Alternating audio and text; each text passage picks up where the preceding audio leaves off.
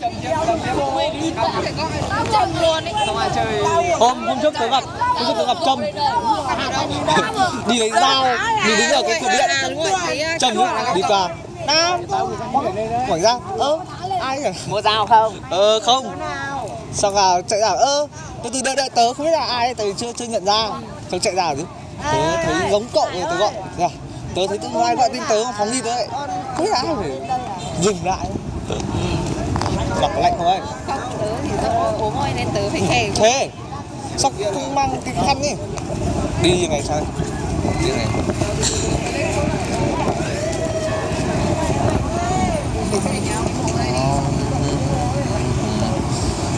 Chỉ có chỗ kia ăn rồi. Còn lâu mới đến các cậu ạ. Còn 2 tiếng rưỡi nữa cơ. Thì phải kiếm nơi nào ngồi nó đỡ lạnh, ngồi buôn dưa lê đúng không? Xong là Gọi thêm bạn không? bạn tôi quái Nếu nữa nữa là hội lớp mình ra mà. Em ông về rồi à?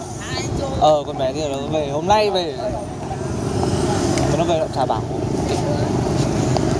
Hôm nào ông chờ đi muộn quá sợ. Không phải là sợ mà là nó về muộn nên nó cũng lúc kiểu ngại ấy. Ở nhờ. Với lại là cái gì nhỉ? Nó nhắn tin dài suốt, chả biết nhắn tin thảo. Mình nhỉ?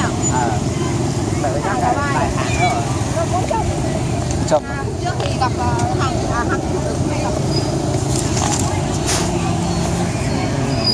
này tớ ở nhà buôn bán các cậu à. Cậu bán gì? Thế không đi làm kia nữa à? Hay nghỉ rồi?